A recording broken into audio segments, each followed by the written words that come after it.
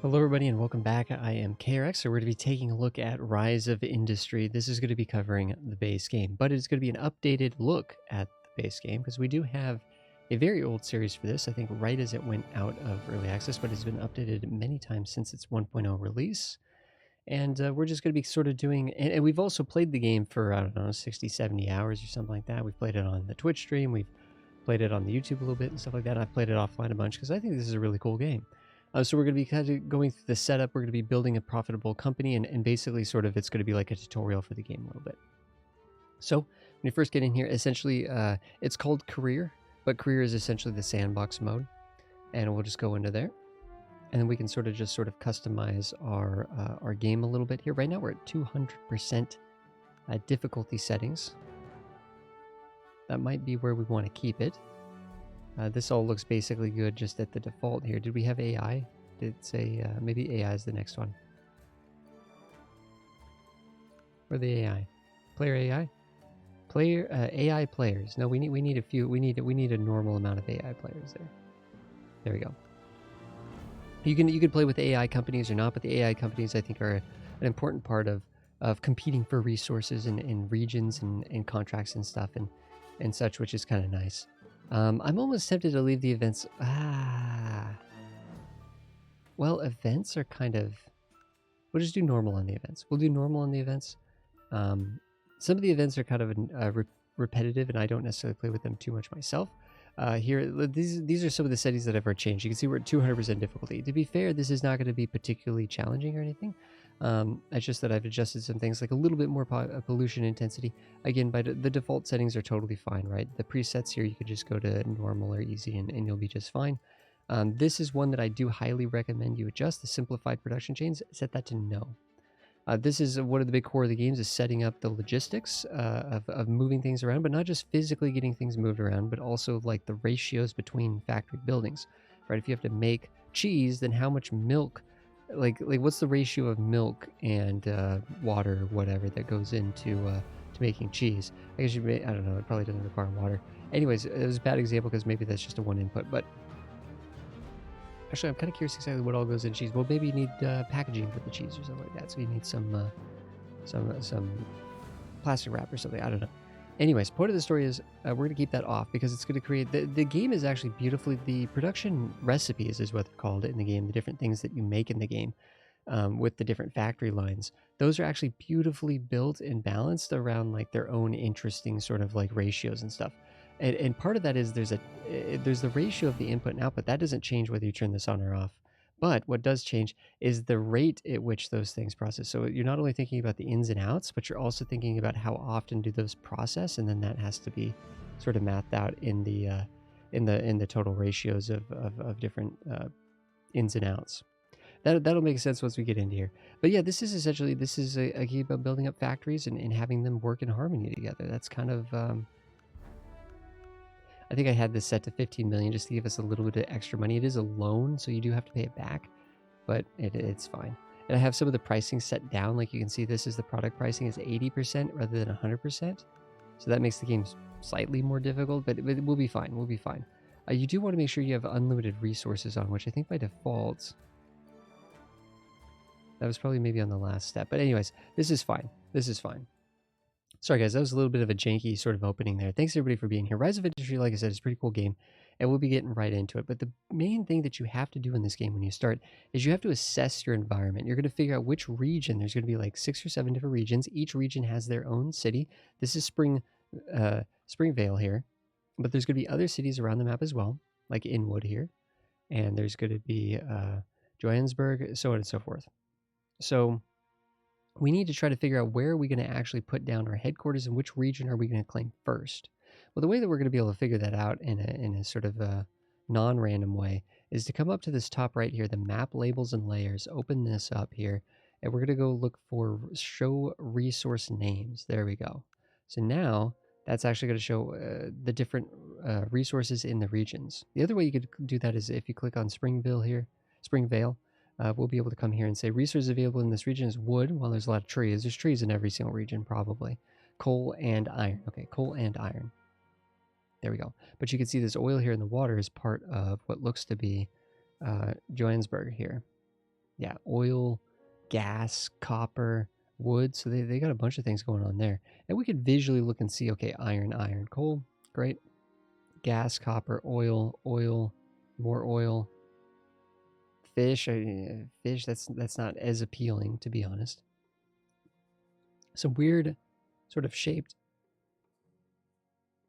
sorry guys, something in my throat there. Some weird little shaped sort of islands and things over here a little bit. I'm actually kind of liking Springvale here, to be honest, with the iron and the coal. Two sets of coal, two sets of iron, two sets of coal. It's pretty good. Not a lot of buildable area out here in this sort of, well, there's a good amount of buildable area, but it's very pinched around. Interesting that there's no road, though, between these two towns, so we'd have to build this infrastructure ourselves if we wanted to deliver to Lubbock. And then there's Toledo up here. Fish. We must have the European names on, potentially. Toledo, right? In Spain. Okay, so let's, I think Springvale is going to be perfectly fine. Big open area here. I think another setting that we had actually set is that we have it so it's a little rougher. So our map might look a little rougher. It doesn't matter where we put the headquarters. The headquarters is just going to be placed here. So we're going to claim this gigantic region right here with wood, tons of wood, iron, and coal. Okay, so we need to now figure out what are we actually going to sell first.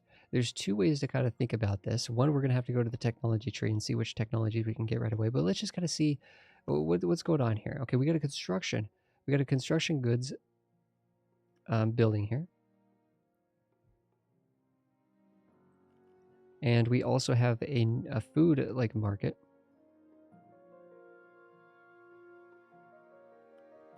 And we have a hardware store. So we have these three different stores. These are the ones in Springvale. We can sell to any town. We don't have to sell locally, but it is going to be lower transportation costs to sell locally. Another way we could have picked where we actually ended up would have been based on the actual shops that were available. And the construction shop, okay, wood panels or wood planks. So this would be building up a wood industry. Cardboard is also a wood product. It's a high-level wood product. You can see it sells for each unit of cardboard sells for $50,000, which is quite a bit. Copper, just the raw resource of copper, which we don't have access to because we picked a different region, only sells for $6,000. Glass bottles at $50,000. These are actually selling at 130% of normal market price based on just demand of this city and this region. We have capacitors over here. Concrete could be kind of interesting to see. What is that? Sand and how do we make concrete? We can click on this and it can open up our recipe book. So we have a recipe book here. Yeah, 2 sand and 2 water. We can just collect sand from any water source, anywhere where there's water. I think we can collect sand, and then water is collected from water areas as well. So I think every region has access to sand as long as you have access to water. I'm really thinking that the wood planks would be like the easiest thing to set up. We could also sell excess raw wood here at the hardware store. And you can see the wood planks, they'll buy 6 per 15 days. So the shops purchase items 2 times a month, right? Every 15 days. So this means that these guys are willing to basically burn through. The town is willing to consume through this business that's selling planks. They're estimating that they're going to need about 6 per day. If we sell them too much, that could actually drop down, or that could increase. These are going to be dynamic over the game. We could also drive down the price by overselling to this, or we could even hope to raise up the price by not satisfying these fundamental needs. So over time, the things that we don't satisfy here, the prices for those things could go up. There can be dynamic changes based on events and other things as well. We can also see there's a lot of food crops, and we could do farming, right? Another thing we could do in this area is we could just do farming. Now, interestingly, we have leather, which comes from beef. Cows produce 3 different things. They produce the meat, the beef itself. They produce milk, and they also produce leather. I know it's like the cows kind of do their dairy and beef at the same time. I guess maybe I don't know. I don't know what happens to dairy. Maybe we should think about what happens to a dairy cow after it's sort of not able to be dairy anymore, to do dairy anymore. Do. So that would have been an interesting thing if we could have hit a trifecta between leather, beef, and milk, and then all those different needs would have been able to be satisfied by these shops. So, but either way, we could look local. We could look next to, right? We could sort of look around here at other towns. Like what if these guys will buy beef, for example? Yep, they'll buy beef. So that's kind of an interesting idea, is that we could do some cattle production as well. The easiest thing to get going here, just based on looking at the situation, is we could sell 6. So you look at the costs for some of these things, like the leather, it's only 7,000 per. The milk is 8,000 per. The beef was like, 7 or 8,000 per. So the planks are 22,000 because it's a higher level processed good. It's not just like cows become this, right? It's taking the wood and processing it through factories, not just gathering the wood, but processing it through the factories into making wooden planks. And then eventually wooden planks might turn into other things as well too, right? So let's actually just get a wood industry going. We could also build it rather close, it looks like, to Springvale, which would be good. So let's go to the gatherers here. There's actually one very important thing that we get to do at the beginning of the game, is you get to actually pick some technologies for free. So we get 3 free ones. The ones on the top row, sorry, I always think bottom because you're working your way down. And I'm sort of flipping it in my mind and thinking about working up a tech tree. But no, we're working our way down. So the top ones here are cheapest at 200,000 to research these under normal research conditions. We usually spend $100,000 per month on research. That's part of our R&D budget. Now we could reduce that to 0 if we're economically hurting and we need to save our money. But in general, we're going to keep it about at that 100,000. We could raise it up quite a bit more in order to research things that are much faster. Like down here, to get a berry pie, it's going to cost us $6 million just to research this. That's more than half the amount of money that we were loaned to get started with our business. So this stuff is way beyond us right now. And then also to get the infrastructure set up, you can see that requires a bunch of other things and a bunch of other research that also costs millions of dollars. So the top row is very cheap. So if we can get second row items, that'd be really good. Now this says that you can only get free text from the first and second rows. So we cannot click on berries and then click on berry pie. It won't let us do that with our free clicks. We have to work our way. So we definitely want planks, right? We want these. This is a 400,000 tech. It's in the second row. We're going to click it. Boom. So we have wooden planks right off the bat because we already spotted that and wanted to work on those. What else could we work on?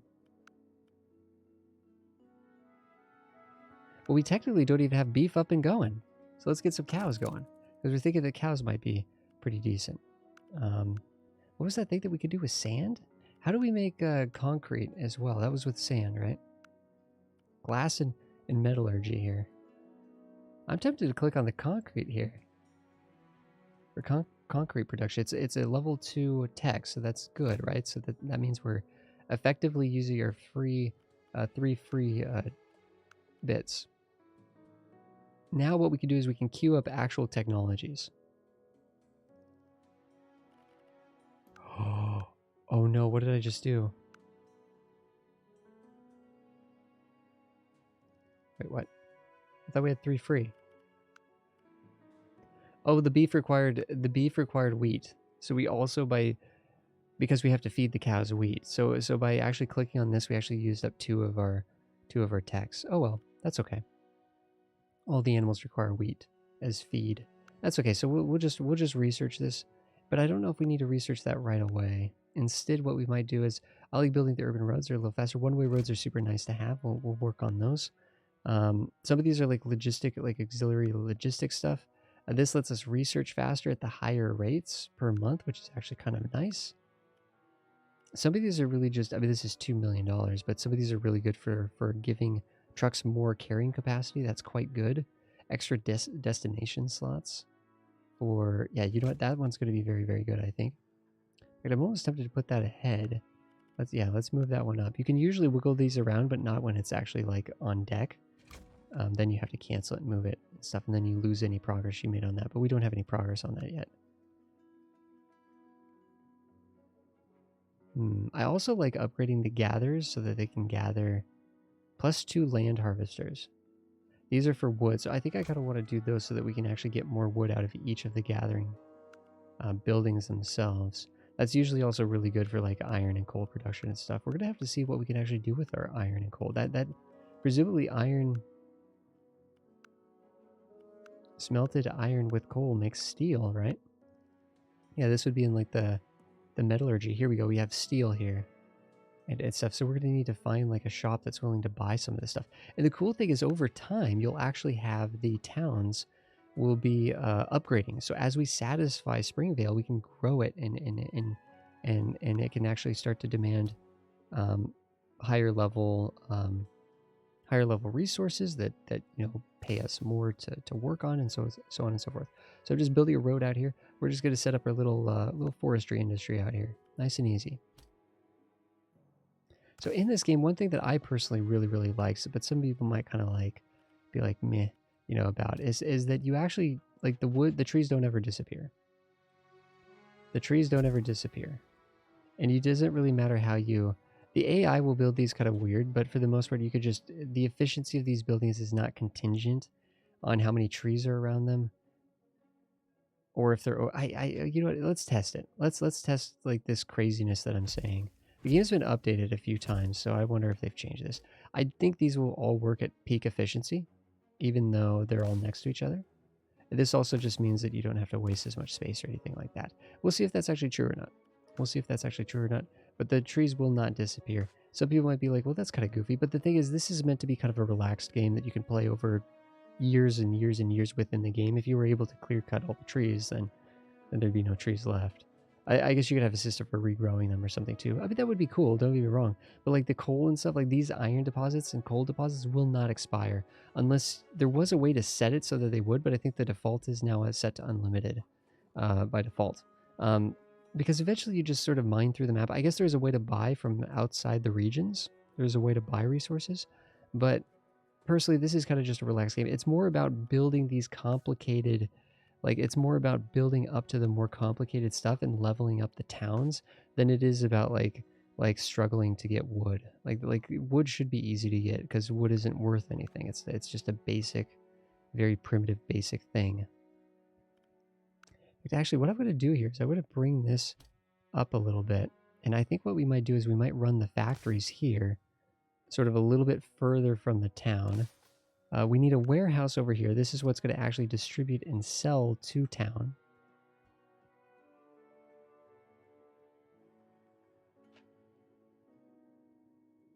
Okay.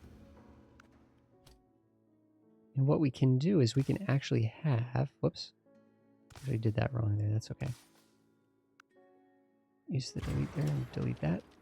I'm kind of tempted to actually have this actually come in and just sort of smack into town like that, to be honest, just to have a little bit more of a direct route in.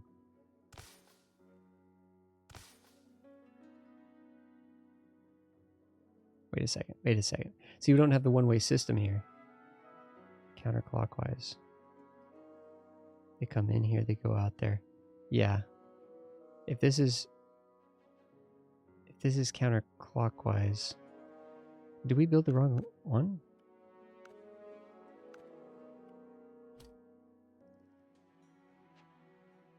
Why is this looking weird to me?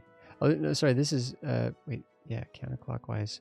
Which means if someone is coming here with goods to deliver to the factory and then they're delivering out, yeah, they won't cross each other. If they're delivering to town, they won't cross each other with the people that are, yeah, this is fine. But we'll need something like, we'll need a road like that and maybe like a road like that or something.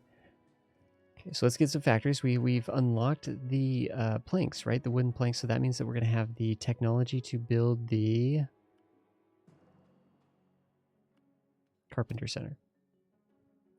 So we need to think about the actual ratio of these. Now I know that every 10 days, so they harvest every 10 days. There's 3 harvesters. So that means we get 3 every 10 days. That's 9 every 30 days, right? So we're getting 9 per 30 days. Let's see wooden planks here every 20 days. See, this is what I'm talking about. If you have that setting changed, everything's on a 15-day system, but it's still like it rounds everything for you so that it makes the math a little bit easier. Now, you might really like that, and there's nothing wrong with that at all. But I actually really like what we're about to do here. So we need 3 wood every 20 days, or another way to look at it is 4.5 wood every 30 days. So we're actually going to duplicate this and make 2, because that turns out that 2 times 4.5 is 9. So that means we need 9 wood every 30 days to make 2 of these, to run 2 of these factories at this rate of wooden plank production. Now this gives us a total of 3 wooden planks per factory per month, right? Because it's 2 per 20 days. That's the same as 1 per 10 days or 3 per 30 days, right? So 3 per 30 days. So we're getting 6 per 30 days. So if we go down here and we see, what was the demand of this shop? 6 per 15 days, which is of course 2 half of a month. So we need 12. So that means we can actually go up to 4. We have the demand, the actual,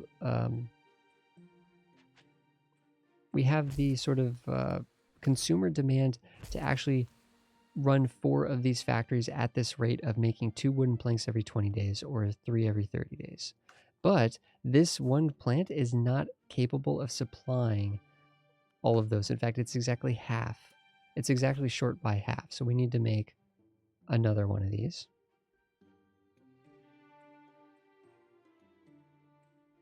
And you know what? I think this type we'll spread it out and we'll see what happens.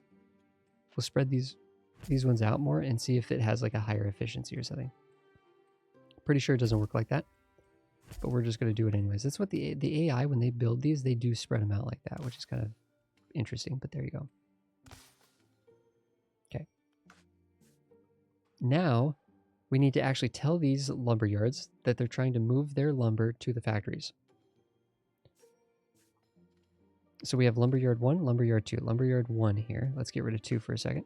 Choose destination. Great. Let's go to this carpentry center, and then let's go to this one, and then just drop off basically, say Max sent,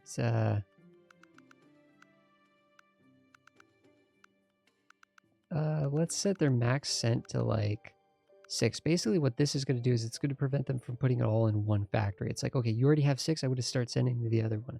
And then over time that should equilibrium out and balance out just fine. So those were close. These are going to be the too far. Oh wait, nope, that's number 1. Okay, so number 2 needs to be set over here. And you can see that you could just click and then click.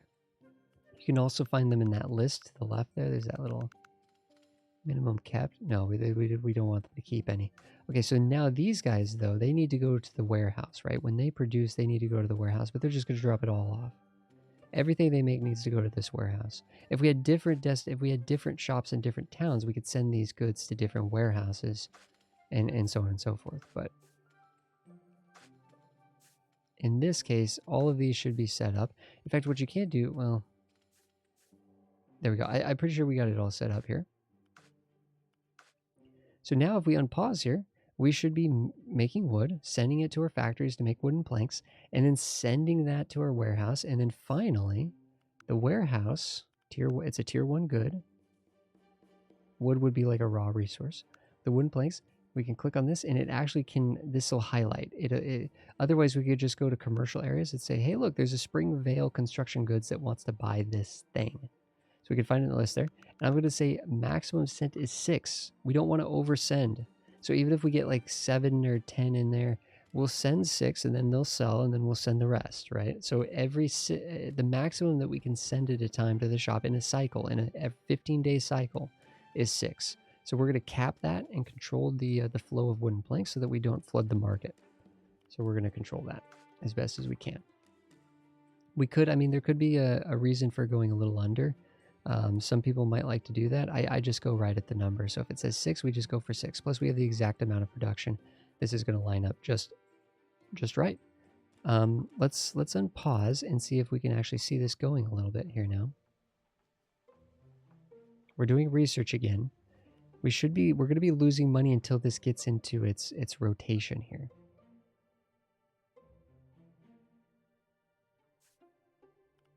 I don't think these have enough wood quite yet. We'd have to wait a month or 2. There we go. We're rolling. You can see we just got hit with upkeep. That upkeep. Each of these buildings is 25,000 upkeep per month. Now what we can do is there's a really cool thing up here. I might mention this at the start of the next episode as well so that people don't miss this very important thing. Is that in the place where we can see the resource names, we also want to hit show production bubbles. There you go. And the way that you read this is, if it's red, you got an issue. Something's wrong. In this case, if these are red, we probably don't have enough resources. If these are red, then they could be full of their resource or something else. But here, let's go down to 3 so we can breathe for a second. But what we want to see is we want to see a light gray background, and we want to see a green bar filling up. So we can actually physically watch these planks being made. Every time that fills up, we get 2 planks. See, this one doesn't have enough wood, so it's still sort of working through that equilibrium. If we come over here, we can actually watch as some of our planks are getting sent to town. Here we go. There we go. We have 4 planks there This is going to be our first payday. I don't think this is going to be quite enough that we actually like profit off of this, just doing this. We're going to have to set up more industries. We're going to have to set up more industries, guys, in the next episode. But we have planks. We are selling planks, hopefully 12 per month. Each of those is 20,000 a piece. 12 of those makes 240,000 per month. That's not bad. It's not bad. Guys, thanks everybody for watching. I will see you guys in the next episode where we'll continue to try to work towards making a profitable business, because right now we are not running a profit. But we'll be back in the next episode. Thanks everybody for being here. I'll see you guys next time.